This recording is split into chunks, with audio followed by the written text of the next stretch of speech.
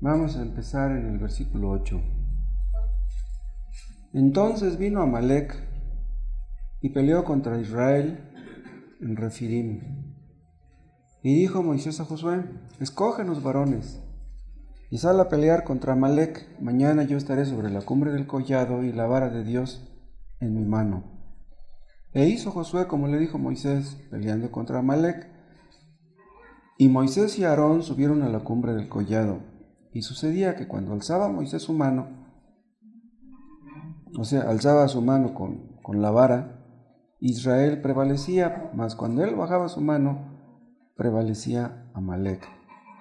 Y las manos de Moisés se cansaban, por lo que tomaron una piedra y la pusieron debajo de él, y se sentó sobre ella. Y Aarón y Hur sostenían sus manos, el uno de un lado y el otro de otro, así hubo en sus manos firmeza hasta que se puso el sol. Y Josué deshizo a Amalec y a su pueblo a filo de espada. Y Jehová dijo a Moisés: escribe esto para memoria en un libro. Y di a Josué que raeré del todo la memoria de Amalec de debajo del cielo. Esta palabra raeré quiere decir borraré, ¿no? Y Moisés edificó un altar y llamó su nombre Jehová Nisi, Jehová mi estandarte. Y dijo: por cuanto la mano de Amalec se levantó contra el trono de Jehová, Jehová tendrá guerra con Amalec de generación en generación. Bueno, escuché que ya oraron por la predicación, entonces vamos directamente. Mañana es 31 de octubre, mañana se van a celebrar 499 años del aniversario de la Reforma.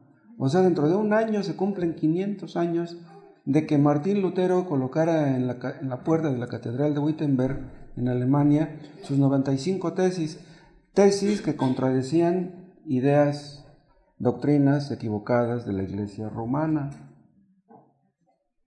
Se celebra el aniversario de la Reforma. Nosotros no somos una iglesia reformada, pero reconocemos que en la Reforma sucedieron grandes cosas maravillosas. Lutero se enfrentó a la poderosa Iglesia Católica, cuya influencia nociva, había afectado a toda Europa, la mayor parte de Europa. Y se enfrentó Lutero también al mismo emperador Carlos V.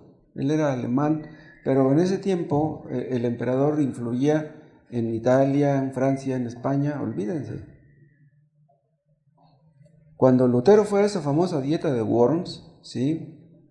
O sea, en esa ciudad de Worms, en Alemania, se hizo esa dieta. Una dieta era cuando se unían personas de diferentes naciones para tratar asuntos religiosos y políticos. Porque en aquel tiempo, pues, la religión y el Estado estaban coludidos. Se enfrentó al Papa, a sus emisarios, al emperador, y Lutero sabía o pensaba que lo más probable era que lo mataran, pero no le dio miedo, no le importaron los riesgos. Antes de Lutero, muchos murieron por la verdad, y después de Lutero, igual. Nosotros hemos leído que en aquellos tiempos quemaban vivos a los cristianos, y cuando leemos algo como eso, nos puede parecer fantasía. ¿Por qué? Porque pues nosotros nunca hemos visto que quemen a uno. Pero imagínense qué espectáculo ver cómo están quemando a un cristiano. Muchos cristianos fueron desollados vivos. Desollados quiere decir que les quitaban la piel. A muchos los mataban echándoles aceite hirviendo. A otros los estiraban en el potro de tormento. O sea, por una parte les jalaban las manos y por otro lado los pies, hasta que les arrancaban los brazos prácticamente. Les descoyuntaban sus manos, sus piernas. Miles también murieron de hambre en la cárcel. En cambio, a nosotros no nos ha costado nada ser cristianos, o casi nada. La verdad de Cristo a muchos les costó la vida. ¿Qué nos costará? a nosotros? Si hasta ahora no nos ha costado casi nada, ¿quién sabe el día de mañana? Judas dice en su epístola que debemos contender ardientemente por la fe una vez dada a los santos. La palabra contender quiere decir que debemos luchar, debemos pelear, debemos combatir por la fe. Y ahí la palabra fe habla del sistema de doctrina dado a los creyentes una sola vez. O sea que Dios nos dio una serie de doctrinas una sola vez. O sea, Dios no está cambiando sus doctrinas. Su verdad es eterna. Entonces Dios nos dio la verdad y debemos defenderla de tantos que se oponen. Vean este texto en Judas.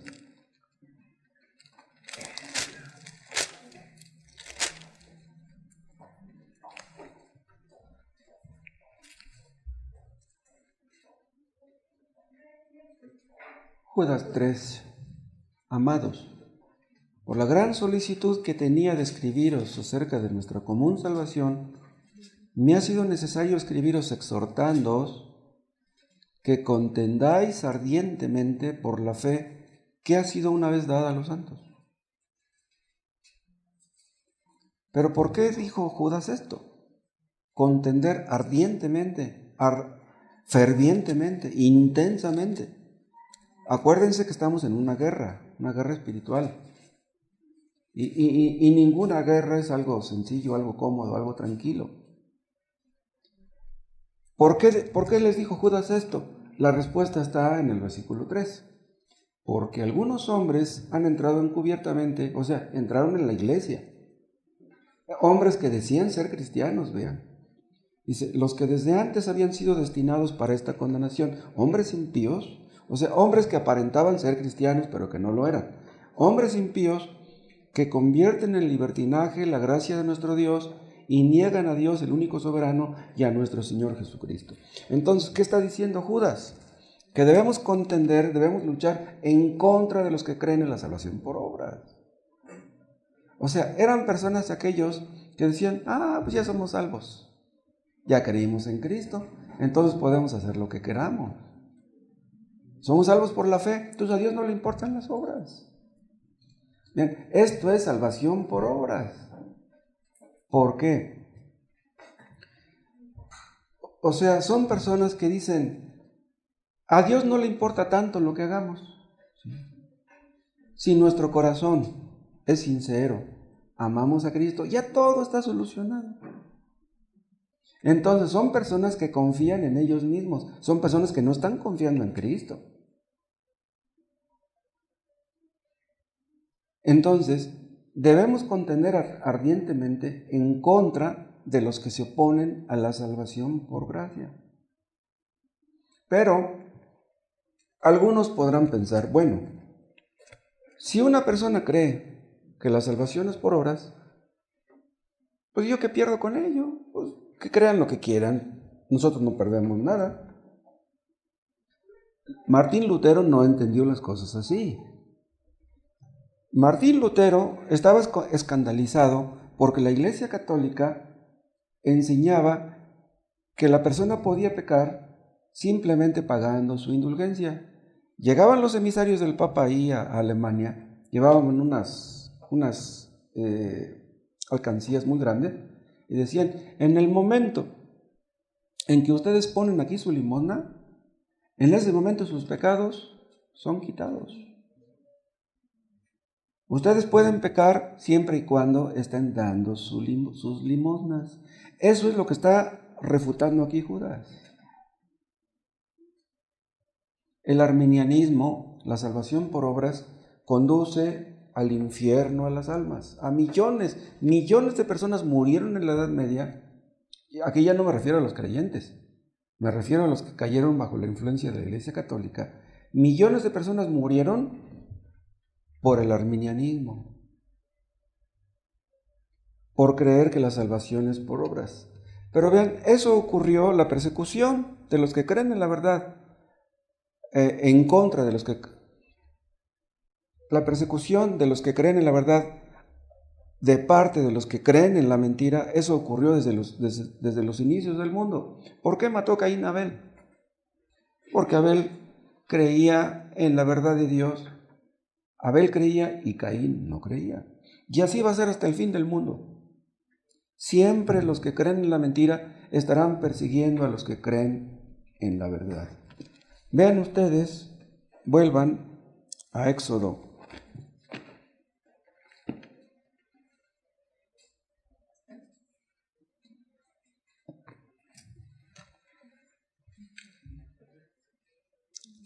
Éxodo capítulo 17, versículo 8. Entonces vino Amalec y peleó contra Israel en Refidim. ¿Pero a qué se refiere la palabra entonces? Bueno, si ustedes ya leyeron los versículos anteriores, si ya los han leído, ya se darán cuenta de qué se trata. En los versículos anteriores, ustedes pueden leer que el pueblo de Dios, los israelitas, murmuraron contra Moisés y contra Dios también, porque se les acabó el agua, porque no tenían agua. Dice el 3, así que el pueblo tuvo allí sed y murmuró contra Moisés y dijo, ¿por qué nos hiciste subir de Egipto para matarnos de sed a nosotros, a nuestros hijos y a nuestros ganados? Miren, están culpando a Moisés, pero ¿quién les dijo que salieran de Egipto? No fue Moisés. Quien les dijo fue Dios. ¿Pero por qué le están echando la culpa a Moisés? Pero de todas maneras, al echarle la culpa a Moisés, le están echando la culpa a Dios. Ellos tenían que haberlo entendido así. Dice el 4, entonces clamó Moisés a Jehová diciendo, ¿qué haré con este pueblo? De aquí a un poco me van a apedrear, me van a matar. Entonces, es en este contexto del pueblo rebelde y murmurador que Dios les mandó a los amalecitas. Dice el 8, entonces vino Amalec y peleó contra Israel en Refidim. Esto nos enseña que el pecado de los que dicen ser el pueblo de Dios siempre trae consecuencias.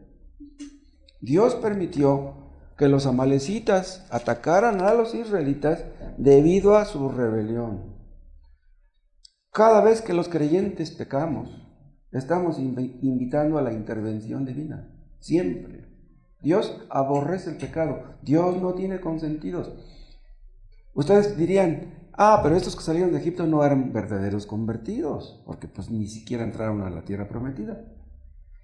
Pero Dios no solamente la toma contra los que son creyentes, sino también contra los que dicen serlo. Entonces, Dios permitió que estos israelitas fueran atacados porque se suponía que ellos eran el pueblo de Dios. Los amalecitas atacaron a los que iban en la retaguardia del ejército. ¿Quiénes iban en la retaguardia? Ancianos, mujeres, gente débil, gente que no podía mantener el paso, porque lo que iban a recorrer era una gran distancia. Entonces, los amalecitas, que estaban acostumbrados al saqueo, gente armada, atacaron a los más débiles y los vencieron.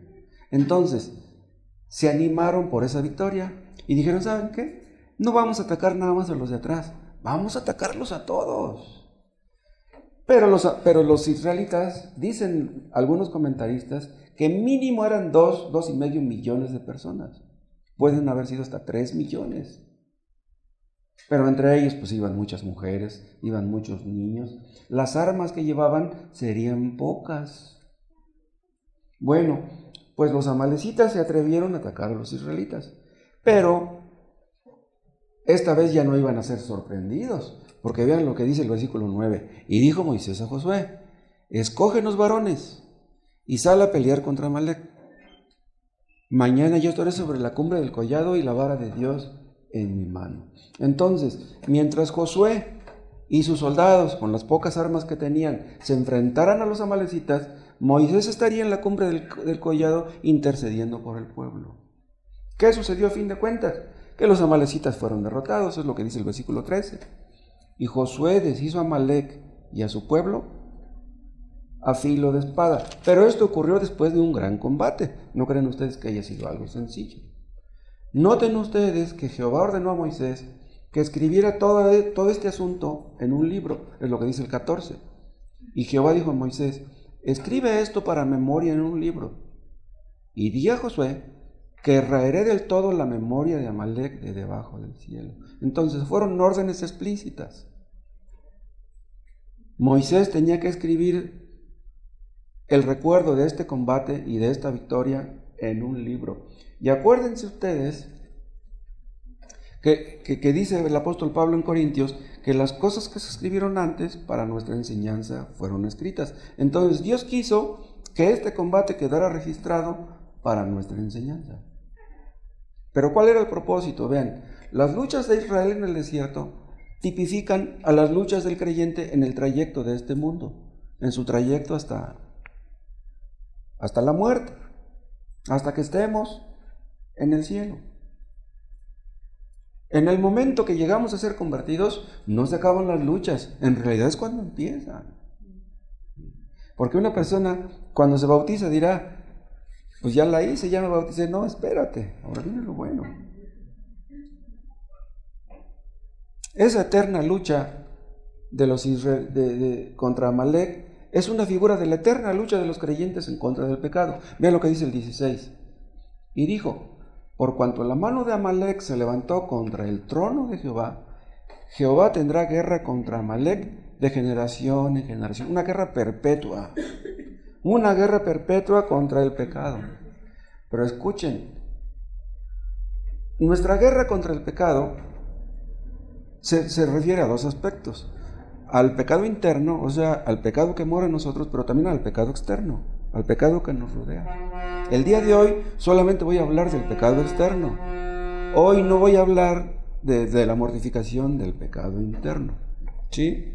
Entonces, vean ustedes en primer lugar la gran contienda.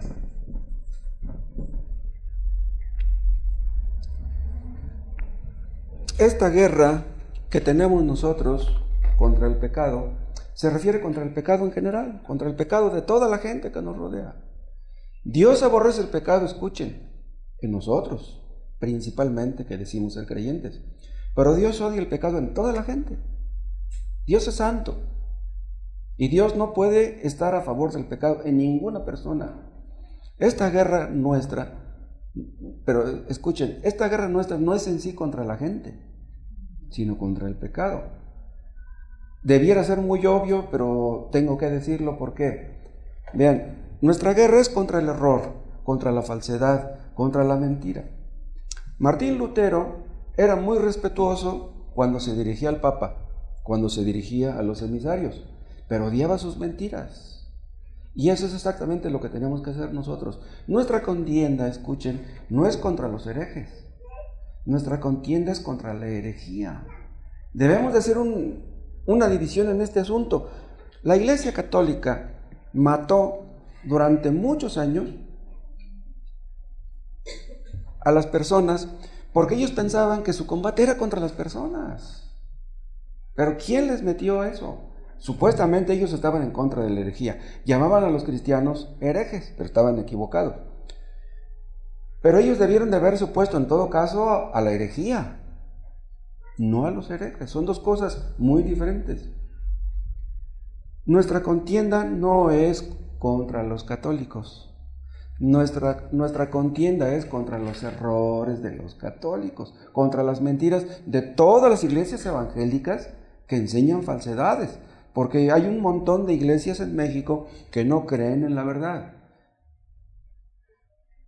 La Iglesia Católica engaña a millones de personas, pero tenemos amigos católicos a quienes los apreciamos y por quienes estamos orando. Entonces, nuestro problema no es contra ellos. Debemos seguir orando por ellos. Si ustedes pueden regalarles un libro, un folleto, háganlo y no dejen de orar por ellos. Dios puede salvar a una persona por muy católica que sea. Estamos rodeados de iglesias falsas, pero no debemos de ver a sus seguidores como nuestros enemigos. Y aún si fueran nuestros enemigos, ¿qué dice Jesús? Debemos orar por nuestros enemigos. O sea, debemos orar por ellos.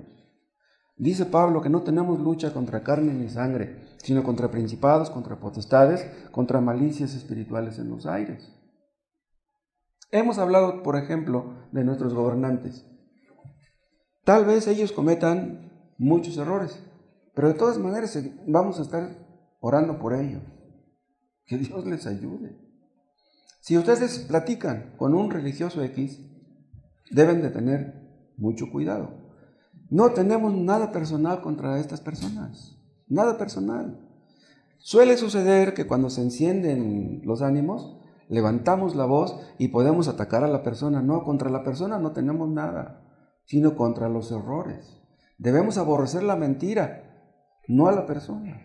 Debemos tener compasión de estas pobres personas que están equivocadas. Vamos a denunciar a la idolatría, sí, pero no odiamos a los idólatras. Muchos en la Edad Media mataron a los creyentes, repito, porque veían algo personal, tenían algo personal en contra de aquellas personas, pero no sabían distinguir. El otro día me decía un hombre que fue visitado por los mormones, que le estaban dando pláticas durante un tiempo y que le dijeron que un cristiano no debe de tomar café. Entonces dice que le señalan en la despensa que ahí tenía arriba su Nescafé. Entonces uno de los mormones tomó el frasco de Nescafé y se lo echó en la bolsa y dice, como es pecado que tomes Nescafé, dice, me llevo tu Nescafé. Digo, qué malvado.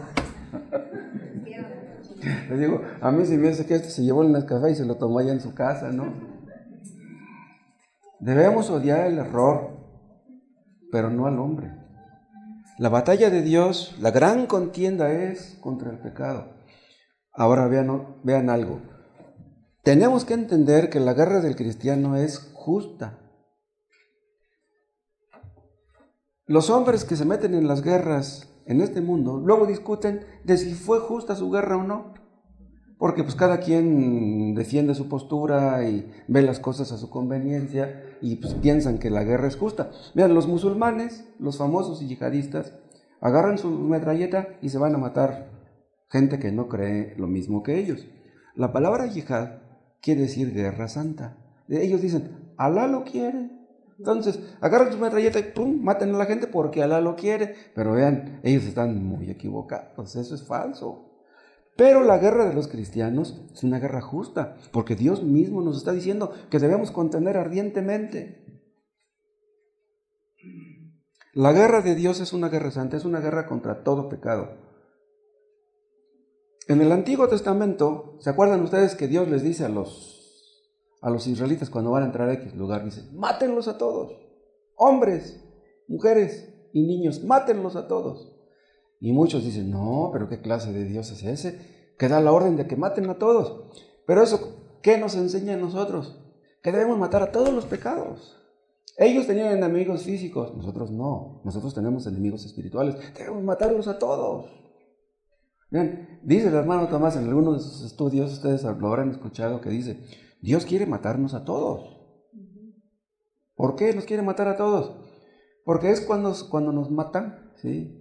Cuando morimos a nuestro ego, a nuestro modo de pensar, a nuestras ideas que arrastramos por años, es cuando Dios nos mata, cuando ya después recibimos la vida. Dice, Dios quiere matarnos a todos somos pecadores. El asunto es que todos lo entendamos así, porque muchos grandes pecadores no creen serlo. Imagínense los que han cometido pecados no tan grandes como otros, ¿cuándo van a entender que son pecadores? La guerra del cristiano es algo que tiene la mayor importancia. Los soldados de este mundo pelean, ¿por qué? Pues que por su patria, por sus hijos, por su tierra, por su libertad, etc. Pero nosotros peleamos por las almas. Y eso es mucho más importante que la guerra que pelean los soldados del ejército en este mundo. La pelea del cristiano es por la eternidad. Una lucha contra los enemigos de las almas. Luchamos por librar a los hombres de la ira que ha de venir. No hay batalla que sea más importante que esta. Cuando una persona es salva, es entonces cuando los enemigos de Cristo, los enemigos de la verdad, son derrotados. ¿Cómo odia el diablo que una sola persona se salve? Cuando un esposo llega a ser salvo, existe el riesgo de que sea salva la esposa, y luego los hijos, y luego hasta los nietos de Filón. No, al diablo no le gusta nada eso. Inglaterra y Estados Unidos fueron lo que fueron gracias a su religión, no a sus armas. Pero pues Inglaterra tenía bombas, Estados Unidos tiene muchas bombas y ellos confiarán en eso. Pero no, ellos son lo que son no por sus armas. ¿Cuál debe ser el fundamento de las bendiciones de una nación? Su religión, su sinceridad, su obediencia a Dios, su temor de Dios. En las guerras antiguas, cuando un ejército derrotaba a otro, obtenían un gran botín. Yo no sé si en las guerras de ahora igual obtengan algún botín. Pero ¿qué bendición sería ese botín? Hace más o menos unos 150 años, en México casi nadie tenía una Biblia. Los únicos que la tenían eran los sacerdotes. Pero ¿saben una cosa? Ahora todo el mundo tiene una Biblia. Hay católicos que tienen 2 o 3 Biblias. Pero ¿de qué sirve que una persona tenga la Biblia si la mayoría de personas que la tienen no creen la verdad? Es más, muchos teniendo la Biblia no entienden la verdad, no conocen la verdad. No sé si ustedes hayan escuchado en estos días que pasaron que hay algunos legisladores en México que se oponen a la libertad de expresión. ¿Qué pasaría si de repente nuestros legisladores nos prohibieran predicar el Evangelio? Primero quieren callarle la boca a los periodistas que hablan mal en contra del gobierno. Imagínense que se estableciera una ley así, que prohibieran a los periodistas hablar en contra del gobierno. ¡Wow! Pues entonces, después nos prohibirían a los predicadores predicar el Evangelio también. ¿Llegará ese día? ¿Llegará el día en que nos van a prohibir predicar el Evangelio tras un púlpito? Si estamos como estamos en México, ¿qué sucedería si nos negaran la libertad de expresión? En Estados Unidos quieren callar a los predicadores de la verdad, pero no pueden hacerlo sin cambiar las leyes. Entonces, para callar a los predicadores tienen que cambiar las leyes, pero ¿lo harán? ¿No pueden hacerlo acaso? ¿Saben qué sucedería si en Estados Unidos prohibieran predicar el Evangelio? Que aquí también harían lo mismo. ¿Y qué haríamos nosotros si nos prohibieran predicar el Evangelio? Si hay mucha inconformidad, hay muchas sombras negras sobre México, imagínense lo que ocurriría si nos negaran la libertad de expresión. Cuando nosotros estamos luchando por la verdad, escuchen, también estamos luchando por la libertad. En otras palabras, si nos prohíben predicar la verdad, nos están negando la libertad. Y saben una cosa, al diablo no le gusta ni la verdad, ni la libertad tampoco. Los países musulmanes, hay muchos países musulmanes en el mundo. Todo el norte de África es musulmán. Todo lo que es el Medio Oriente está lleno de musulmanes. Toda la parte sur de Rusia, puros musulmanes. Esos países no son libres. A chaleco tienen que tener la religión musulmana. Un musulmán no puede cambiar de religión.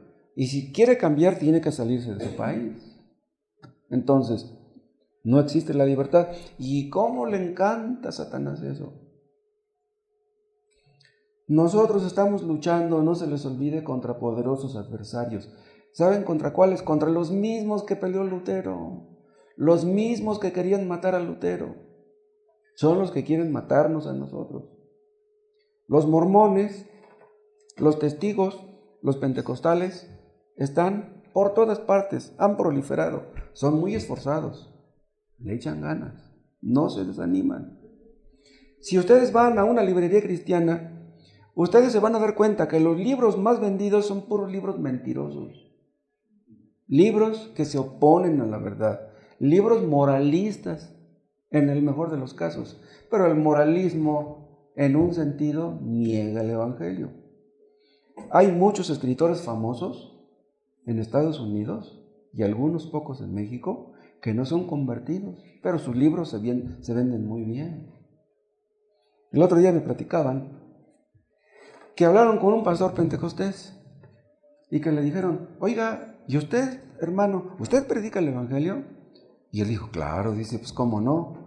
Y le preguntaron: ¿Qué entiende usted por evangelio? No supo contestar.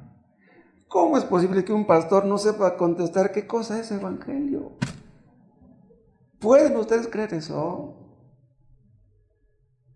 Bueno, yo sí lo creo. Yo sí lo creo, pero es algo terrible. Si le decimos a un predicador, a cualquier iglesia evangélica que vayamos por aquí cerca, le hablamos y le decimos que la salvación es por gracia, no entiende eso. Estas personas de iglesias falsas no entienden la palabra de Dios, en serio. Estamos rodeados de gente que conoce algo de la Biblia, pero que si hablamos públicamente de lo que es el pecado, el infierno, el cielo, el juicio, voltean a vernos como bichos raros. Dicen, ¿este fulano cree en el infierno? Estoy hablando de gente que tiene una Biblia en casa. Muchos leen la Biblia, pero no creen que sea la palabra de Dios. Creen que es un libro que inventaron los hombres y nada más. Les estoy diciendo que mucha gente tiene una Biblia en casa. Bueno, pues esa gente que tiene una Biblia en casa, en estos días celebra el culto a la muerte. Y el diablo feliz. El diablo encantado de la vida. ¿Qué vamos a hacer si el maestro de nuestros niños quiere que el día del Halloween vayan disfrazados de Drácula? ¿Qué vamos a hacer? ¿Vamos a quedarnos callados? Y si luego en diciembre nos piden que cooperemos para la peregrinación o para la misa, ¿qué vamos a hacer? Estamos rodeados de gente fanática, de gente ignorante, de gente incrédula. ¿Nos vamos a quedar con los brazos cruzados? Tal vez no seamos llamados a hacer algo parecido a lo que hizo Lutero, pero de todas maneras tenemos que hacer algo. Si ustedes hablan con una persona que pertenece a una religión falsa, inmediatamente pueden ustedes darse cuenta de que esas personas odian la verdad. Vean lo que estoy diciendo, odian la verdad. Entonces su problema no es simplemente la ignorancia, es su maldad. El hecho de que una persona llegue a creer en la verdad y de que la ame, eso es un milagro. Solamente Dios puede hacer que tú ames la verdad. ¿Saben ustedes por qué muchos pastores no predican la verdad? No porque no la conozcan, sí la conocen, pero como no es popular hablar de ella, prefieren hacerla a un lado, no hablan de ella. Y hay algunos que sí predican algunas verdades, pero que predican muchas mentiras. Y la gente que los escucha cree que todo lo que dicen ellos es la pura verdad. Entonces, ¿qué dice Pablo? Estamos viviendo en días muy peligrosos. Si en aquel día, cuando Pablo lo dijo, ya eran peligrosos, olvídense ahora. Entonces, nosotros debemos levantar la voz en pro de la verdad. Tenemos que pedirle a Dios perdón por nuestra cobardía. Debemos pedirle a Dios que nos ayude a aborrecer la cobardía. Que Dios nos ayude a mortificar la cobardía. Estamos en guerra, es una guerra cósmica. Es una guerra a nivel invisible. El bien contra el mal, Cristo contra Satanás. Satanás y sus demonios por una parte, contra Cristo y los creyentes por otra parte. ¿Qué dice el profeta? Vendrá el enemigo como río, pero Jehová levantará bandera contra él. Otra cosa, no se les olvide que nuestra guerra es perpetua. ¿Qué dice nuestro texto que leímos? Que Dios tendrá guerra contra Amalek de generación en generación.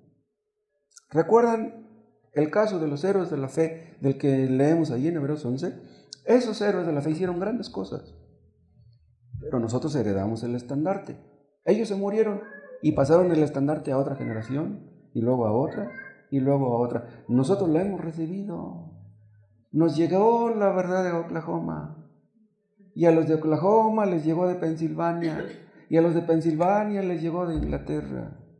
Entonces, todos esos hermanos que fueron perseguidos en el pasado sufrieron por la fe, y nosotros vamos a recibir el estandarte y vamos a estar sentados ahí contemplándolo.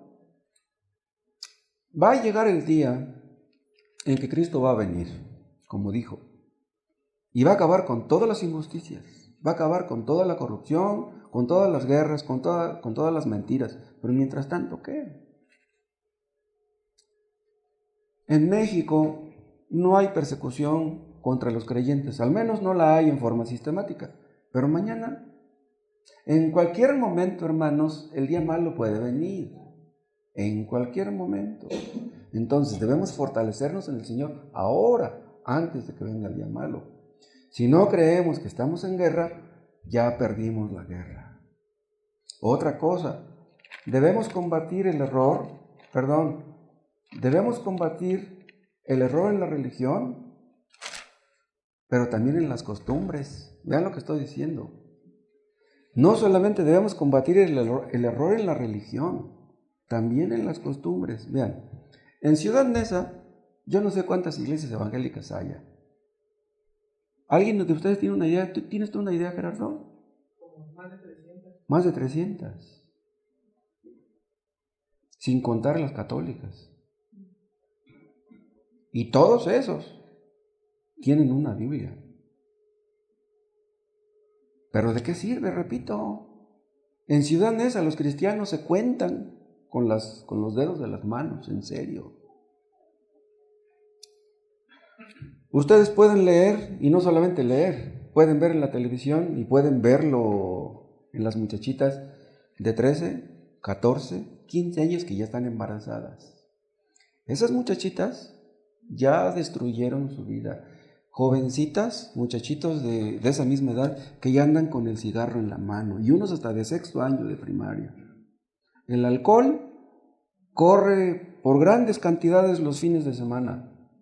Y dicen que no hay dinero. La gente fuma la marihuana en las calles. En cualquier parte de la calle ya hay gente fumando marihuana. Yo no sé cuánto cuesta un cigarro de marihuana, pero no cuesta 5 pesos. Y no hay dinero. Los hoteleros contratan muchachas para atraer gente, para atraer clientes. Existen antros por todas partes. Ciudad Neza es uno de los municipios que más antros tiene, de todos los municipios del Estado de México. Son cosas ofensivas a Dios que la gente ve como algo normal. ¿Vamos a ser espectadores en cuanto a eso? ¿No haremos nada? Vean ustedes, en segundo lugar, cuáles son los medios indicados, los medios establecidos por Dios para este combate.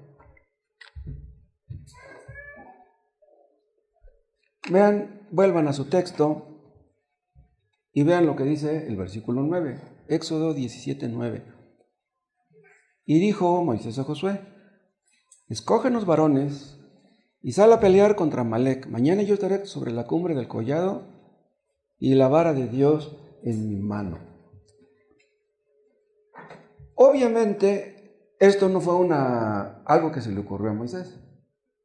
Aunque no lo leemos aquí, de seguro que Dios le dijo eso. O al menos Dios lo puso en su corazón. ¿Pero por qué? ¿Por qué Dios no acabó con los amalecitas? Así, sin que hubieran intervenido los israelitas, ¿Dios no pudo haberlo hecho? Hubo guerras que Israel ganó cuando los soldados enemigos se peleaban entre sí, se mataban entre ellos y los israelitas no disparaban ni una flecha.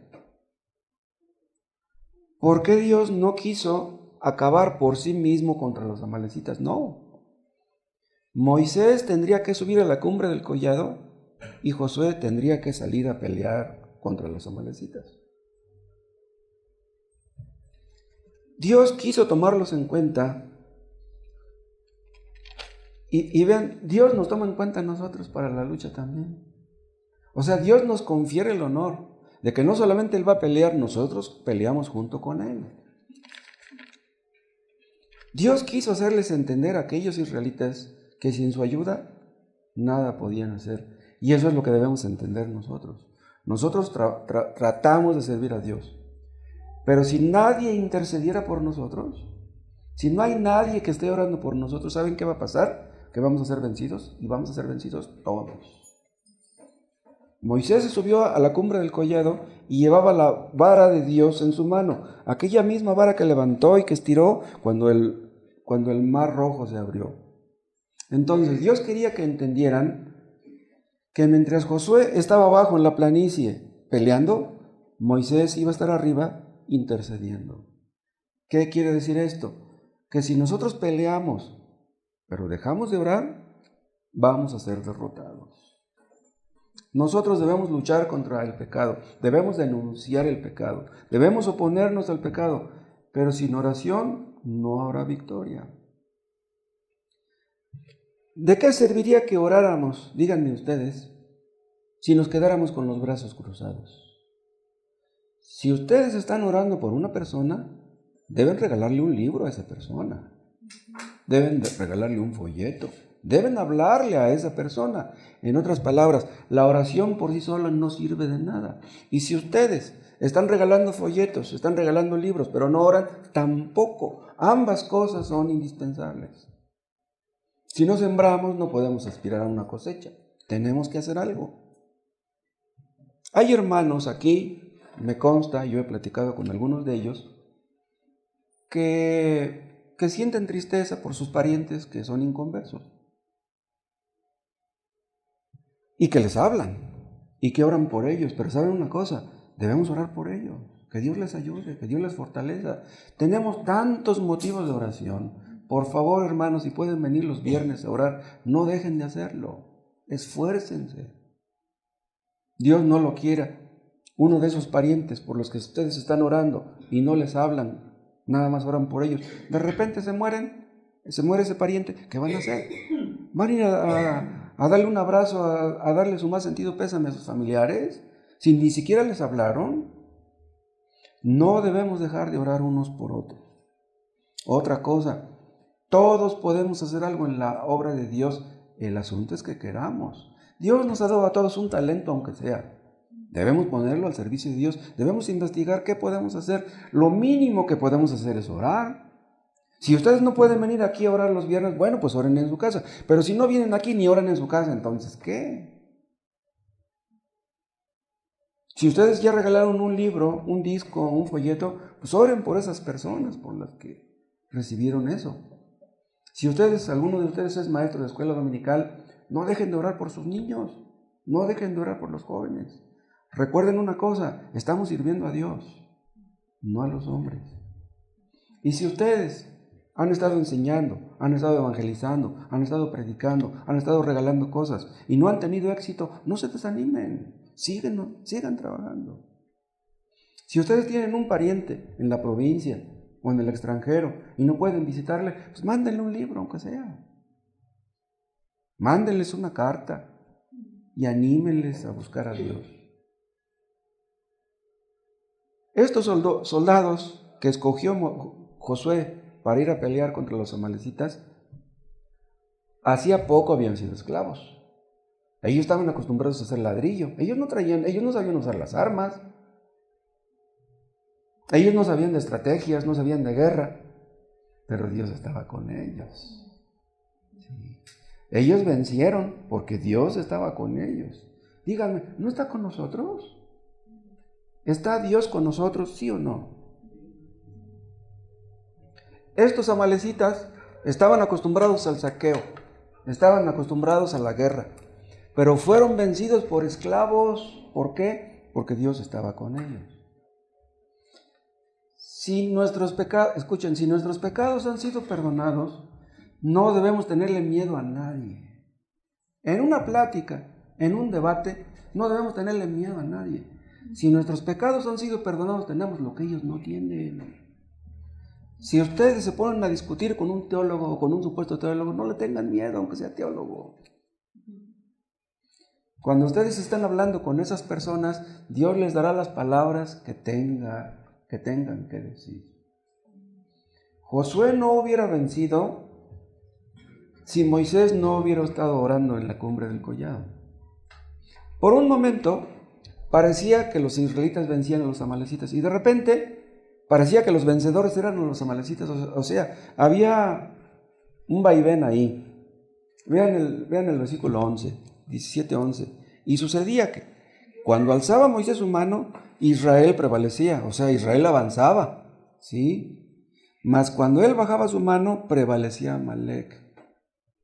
¿Entienden esto? ¿Qué es lo que sucede cuando dejamos de orar? ¿No sentimos como que somos vencidos? ¿Saben qué pasa cuando dejamos de orar? Caemos en el desánimo, caemos en el estrés, podemos llegar a tener dudas, podemos llegar a tener temores, simplemente por descuidar la oración. La gracia que tuvimos ayer no nos sirve para ahora. Eso es lo que tipificaba el maná. Dice, no guardes el maná para el día siguiente. No debemos guardar la gracia para el día siguiente. La gracia debemos gastarle el día que se nos ha dado.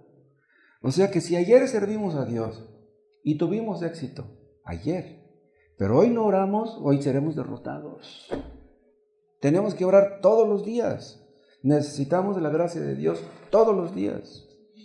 ¿Qué sucede cuando oramos? Somos fortalecidos.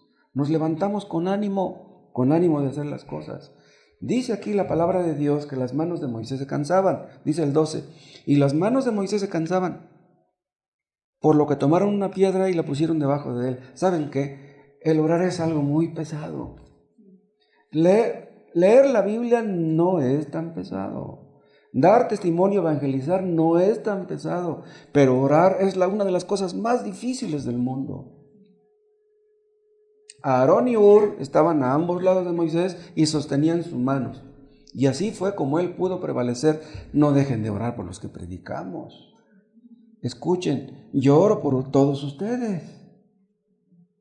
Ustedes no dejen de orar por mí.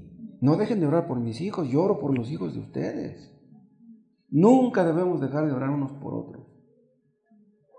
Josué y sus soldados resultaron vencedores, pero ellos quedaron bien claros en este asunto. Sin Dios nada podemos hacer. Esto es algo que muchos no llegan a entender. Los autosuficientes, los orgullosos, ellos confían en sí mismos, creen que la pueden hacer por sí mismos. Si Dios no nos ayuda, estamos perdidos. Ahora, estoy diciendo que es muy difícil orar, pero ¿saben qué es más difícil? Perseverar. Perseverar en la oración. O sea, tú puedes llegar a concluir, bueno, pues ora el lunes, ora el martes, ora el miércoles, pues puedo darme unas vacaciones el jueves. No puedes. Necesitamos a Dios todos los días. ¿Sabes qué pasó con David cuando cayó en adulterio? Que descuidó la oración una sola vez. Una sola vez, que en lugar de apoyarse en su Dios, confió en sí mismo. Ustedes no pueden leer aquí en el relato que Josué se cansara de empuñar la espada. Pero Moisés sí se cansaba de orar. Mientras más espiritual sea un deber, más pesado es. En serio. Y el diablo más aborrece eso. Algunas personas son capaces de leer 2 horas seguidas la Biblia. Pero no son muchos los que son capaces de orar 2 horas, créanme. Nosotros hemos llegado a ver algunas personas salvas en este lugar. Gracias a Dios por su misericordia. Pero ¿saben por qué esas personas han sido salvas? Porque hemos estado orando por ellas. Imagínense, uno ora y aquel ora también y el pariente está orando y todos oramos. No. Dice Dios, tú estos ya me están comprometiendo, me están obligando, pues tengo que salvarlo. Si alguno llega a ser salvo, es porque antes oramos por él. No dejen de orar por mí, por favor. No dejen de hacerlo. Y repito, los que no puedan venir el viernes, aquí estamos orando a las 8, 8:15, 8:30. Pues a esa hora pónganse a orar allá en sus casas. Yo comprendo que muchos no pueden porque salen cansados de trabajar y a lo mejor no tienen dinero para el pasaje, qué sé yo. Está bien, en su casa oren. Que Dios haga de nosotros hombres y mujeres de oración. El día que dejemos de orar, seremos derrotados. ¿Y saben qué va a hacer el enemigo? Se va a burlar de nosotros. Si no pueden orar en la noche, háganlo en la mañana. Si no pueden hacerlo en la mañana, háganlo en la noche, pero háganlo. Por último, déjenme decirles algunas cosas que espero yo que sean de estímulo, de aliento, para animarnos en esta guerra. Nuestra guerra no la inventamos nosotros. Esta es una guerra que heredamos de nuestros antepasados. El primero, repito, fue Abel. Murió por sus creencias. Cada mártir que murió heredó el estandarte a otro, y a otro, y a otro. La espada de la verdad ha pasado de mano en mano y de generación en generación. Y ahora la tenemos nosotros aquí en Ciudad Neza. Qué privilegiados somos, en serio. Tal vez algunos de los que estamos aquí muramos pronto. ¿Nuestros hijos heredarán la bandera? Qué terrible ha de ser para un padre morir y no ver a ninguno de sus hijos salvo. ¿Con qué dolor morirá este creyente? ¿Viviremos algunos de nosotros cuando Cristo venga? Pudiera ser. ¿Saben ustedes por qué murió William Tyndale? ¿Saben por qué? Por traducir la Biblia al inglés. Por eso lo mataron. Cipriano de Valera y Casiodoro de Reina sufrieron mucho por la verdad. ¿Saben ustedes cuánto costó que tuviéramos esta Biblia en las manos? Costó mucha sangre. Que tuviéramos la libertad de leerla. Durante siglos la Iglesia Católica prohibía que la gente leyera la Biblia. Ahora lo recomienda. El diablo es bien astuto. Pero muchas iglesias que tienen esta Biblia no creen en ella. Estamos rodeados de iglesias que no son iglesias. Estamos rodeados de gente que dice leer la Biblia, pero que no obedece a lo que está escrito. Y eso ha concluido, o más bien ha hecho concluir a muchos que todos los cristianos somos hipócritas. Porque abundan los hipócritas, entonces nos han colgado la misma etiqueta a todos. Son personas las que les digo que son malas cartas de recomendación. Pero déjenme decirles que nuestra fe va a ser probada tarde o temprano. Si no lo ha sido, lo será. Si no nos ha costado mucho ser cristianos, nos costará más adelante. Les hago la pregunta, ¿somos cristianos realmente? ¿Lo somos? Dice el profeta, vendrá el enemigo como río. Ya están soplando los vientos del que habló Cristo al final del Sermón del Monte. Dice, soplarán los vientos y vendrán los ríos. ¿Han visto ustedes en la televisión cuando el agua derriba todo a su paso? No, el agua tiene una fuerza terrible. Vendrá el enemigo como río. Ya está aquí, ya está viniendo. Ya están soplando los vientos de la tempestad. ¿Permaneceremos firmes cuando ruja la tempestad? ¿Saben qué está haciendo Dios con Satanás? Le está soltando la cuerda. ¿Para qué? Para ahorcarlo. El enemigo sabe que le queda poco tiempo y está furioso. Vean Apocalipsis, capítulo 12.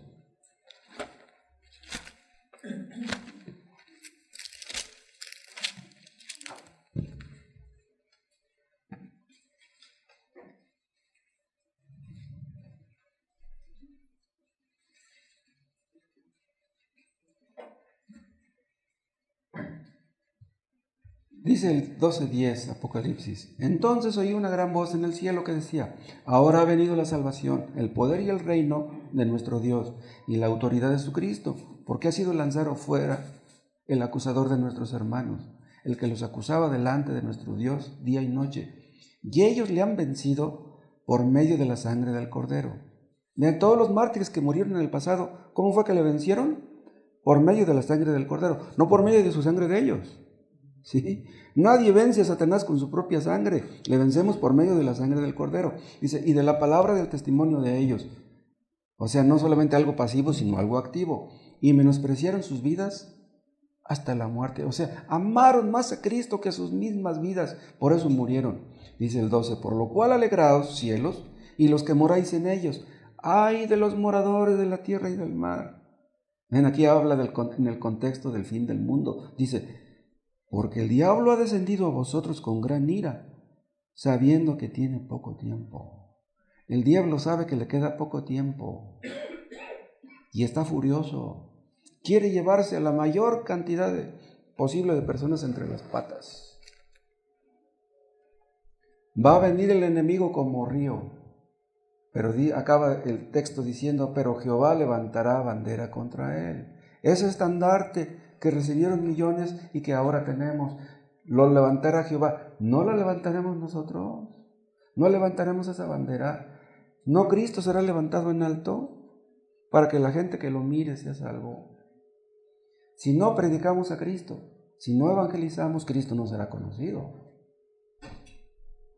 Tenemos un programa de radio, repartimos folletos en la página de internet, en el Facebook, etc. Pero eso no es nada. Millones y millones de personas perecerán sin Cristo. Está escrito que el evangelio será predicado en todo el mundo y entonces vendrá el fin. Cristo será predicado en todo el mundo. El evangelio será predicado en todo el mundo y millones lo van a reconocer. Millones entenderán que Cristo es el Mesías, el Salvador del mundo, y muchos serán salvos y tal vez nuestros ojos lo verán. El diablo no se saldrá con la suya. Millones y millones en este mundo serán salvos. Tenemos que poner nuestro granito de arena. Tenemos que seguir orando, no bajar la guardia. No dejen de orar por sus seres queridos. No dejen de orar por sus hijos y enseñarles la palabra de Dios. Van a suceder cosas terribles en este mundo, pero no debemos espantarnos. Vean Lucas capítulo 21.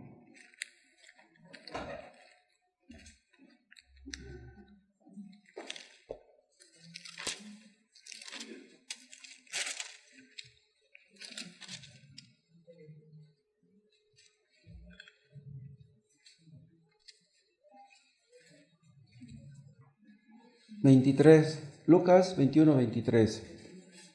Mas hay de las que estén encintas y de las que críen en aquellos días, porque habrá gran calamidad en la tierra e ira sobre este pueblo. Aquí está hablando de la destrucción de Jerusalén, que ocurrió en 70 DC. Y caerán a filo de espada y serán llevados cautivos a todas las naciones, y Jerusalén será hollada por los gentiles hasta que los tiempos de los gentiles se cumplan. Vean, hasta aquí habla de la destrucción de Jerusalén, pero a partir del 25 habla del fin del mundo. Dice, hasta que los tiempos de los gentiles se cumplan, llegará el día en que los gentiles serán sacados de la tierra santa. Ahorita, el domo de la roca está en manos de los musulmanes. El lugar más sagrado de los judíos está en manos de los musulmanes. Dice, hasta que los tiempos de los gentiles se cumplan. El día que se cumplan estos tiempos de los gentiles, ocurrirá lo que dice a partir del 25. Dice, entonces habrá señales en el sol, en la luna y en las estrellas, como está profetizado en el Antiguo Testamento, y en la tierra angustia de las gentes, confundidas a causa del bramido del mar y de las olas. Vean, ocurrirán cosas espantosas en el mar. Desfalleciendo los hombres por el temor y la expectación de las cosas que sobrevendrán en la tierra, porque las potencias de los cielos serán conmovidas. Entonces verán al Hijo del Hombre que vendrá en una nube con poder y gran gloria.